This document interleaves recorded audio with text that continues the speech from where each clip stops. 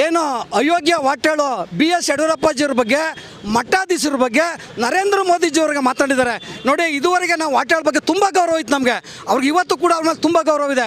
ಆದರೆ ನೋಡಿ ಅವರೇ ಪ್ರತಿಭಟನೆ ಹೇಳ್ತಿದ್ರು ಬೇರೆಯವ್ರ ಬಗ್ಗೆ ಬೂಟ್ ನೆಕ್ತಾರೆ ಅಂತ. ಇವತ್ತು ಕಾಂಗ್ರೆಸ್ನ ಈ ರಾಜ್ಯದ ಮುಖ್ಯಮಂತ್ರಿ ಸಿದ್ದರಾಮಯ್ಯನವ್ರನ್ನ ಬೂಟ್ ನೆಕ್ಕಕ್ಕೆ ಕೆಲಸ ಮಾಡಿ ಇವತ್ತು ನಮ್ಮ ಯಡಿಯೂರಪ್ಪ ಸಾಹೇಬ್ರ ಬಗ್ಗೆ ಮಾತಾಡ್ತಾರೆ. ರೇ ವಾಟಾಳ್ ನಾಗರಾಜ್ ಅವರೇ, ನಿಮ್ಮ ಮೇಲೆ ತುಂಬ ಗೌರವ ಇದೆ ನಮ್ಗೆ. ಆದರೆ ಇವತ್ತು ಲಕ್ಷಾಂತರ ಜನ ಬಂದು ಚಿತ್ರದುರ್ಗದಲ್ಲಿ ಅಭಿಮಾನೋತ್ಸವ ಮಾಡಿದ್ದಾರೆ. ಚಿತ್ರದುರ್ಗದಲ್ಲಿ ನೋಡ್ರಿ, ಅವ್ರು ನಿಂತ್ಕೊಳ್ಳೋ ಚಪ್ಪಲಿ ಬಿಡು ಶೂ ಬಿಡುವ ಜಾಗದಲ್ಲಿ ನೀವು ನಿಂತ್ಕೊಳ್ಳೋಕ್ಕಾಗಲ್ಲ. ವಾಟಾಳ್ ನಾಗರಾಜ್ ಅವರೇ, ನಿಮ್ಗೆ ಕಡೆಯದಾಗಿ ನಾವು ಕೈ ಜೋಡಿಸಿ ಪ್ರಾರ್ಥನೆ ಮಾಡ್ತೀವಿ, ಯಡಿಯೂರಪ್ಪಾಜಿ ಅಭಿಮಾನಿಗಳನ್ನ ಕೆಣ್ಕಕ್ಕೆ ಹೋಗಬೇಡಿ. ನೀವು ಕೆಣ್ಕಿದ್ರೆ ಇಡೀ ಜಿಲ್ಲೆ, ಮಂಡ್ಯ ಜಿಲ್ಲೆಗೆ ನೀವು ಕಾಲಿಡ್ಸಲ್ಲ.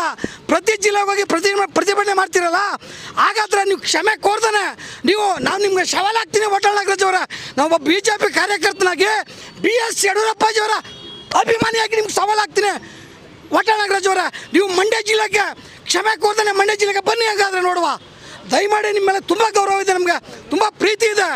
ಆದರೆ ದಯಮಾಡಿ ನೀವು ಕ್ಷಮೆ ಕೇಳಬೇಕು, ಕರ್ನಾಟಕದ ಜನತೆ ಕ್ಷಮೆ ಕೇಳಬೇಕು, ಭಾರತ ದೇಶದ 140 ಕೋಟಿ ಜನರ ಕ್ಷಮೆ ಕೇಳಬೇಕು ಅಂತ ನಾನು ಆಗ್ರಹ ಮಾಡ್ತೀನಿ. ಶಿವಕುಮಾರ್ ಆರಾಧ್ಯ, ಉಪ್ಪರ್ಕನಹಳ್ಳಿ. ಕರ್ನಾಟಕದಲ್ಲಿ 50 ವರ್ಷದಿಂದ ಕನ್ನಡ ನಾಡು ನುಡಿ ಜಲದ ಬಗ್ಗೆ ಹೋರಾಟ ಮಾಡ್ಕೊಂಡು ತಮ್ಮನ್ನು ತಾವು ಸಮರ್ಪಣೆ ಮಾಡ್ಕೊಂಡಿರ್ತಕ್ಕಂಥ ವ್ಯಕ್ತಿ ವಾಟಾಳ್ ನಾಗರಾಜ್ ಅವರು. ಅವ್ರ ಬಗ್ಗೆ ತುಂಬ ಒಳ್ಳೆಯ ಗೌರವ ಇದೆ, ಅಭಿಮಾನ ಇದೆ.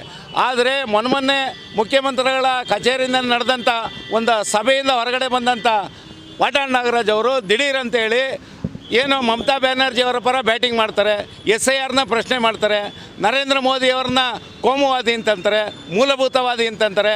ಯಾಕೆಂತಂದರೆ ಇವತ್ತು ಯಡಿಯೂರಪ್ಪನವರು ಒಂದು ಅಭಿಮಾನೋತ್ಸವ ಕಾರ್ಯಕ್ರಮ ಇತ್ತು. ಆ ಕಾರ್ಯಕ್ರಮಕ್ಕೆ ಇವತ್ತು ಬೀದರಿಂದ ಹಿಡಿದು ಚಾಮರಾಜನಗರದವರೆಗೂ ಎಲ್ಲರೂ ಕೂಡ ಸ್ವಯಂ ಪ್ರೇರಿತರಾಗಿ ಅಭಿಮಾನಿಗಳು ಬಂದು ಲಕ್ಷೋಪಲಕ್ಷ ಜನಸಂಖ್ಯೆಯಲ್ಲಿ ಬಂದು ಆ ಕಾರ್ಯಕ್ರಮವನ್ನು ಭಾಳ ಯಶಸ್ವಿಯಾಗಿ ಮಾಡಿದ್ದಾರೆ. ಹಿಂದೆಂದೂ ಕರ್ನಾಟಕ ಕಂಡರಿಯದಂತಹ ರೀತಿಯಲ್ಲಿ ಮಠಮಾನ್ಯದವರು, ಎಲ್ಲ ಮಠಾಧೀಶರುಗಳು, ಎಲ್ಲ ಸರ್ವ ಜನಾಂಗಕ್ಕೆ ಸೇರಿದಂಥ ಮಠಾಧೀಶರುಗಳು ಎಲ್ಲರೂ ಕೂಡ ಬಂದಿದ್ದಾರೆ. ಆ ಮಠಾಧೀಶರಿಗೆ ವಚನವನ್ನು ಹೇಳೋದ್ರ ಮುಖಾಂತರ ಕರ್ನಾಟಕದ ಸಂಸ್ಕೃತಿಯ ಏನು ಒಂದು ಮುಖ್ಯ ಪ್ರತಿಪಾದಕರಾದಂಥ ಮಠಾಧೀಶರುಗಳಿಗೆ ಅಪಮಾನ ಮಾಡಿರ್ತಕ್ಕಂಥದ್ದು ಇದು ಘನಘೋರವಾದಂಥ ಅನ್ಯಾಯ. ಕರ್ನಾಟಕ ನ್ಯೂಸ್ ಡಿಜಿಟಲ್ ಚಾನಲನ್ನು ಈಗಲೇ ಸಬ್ಸ್ಕ್ರೈಬ್ ಮಾಡಿ. ಧನ್ಯವಾದಗಳು.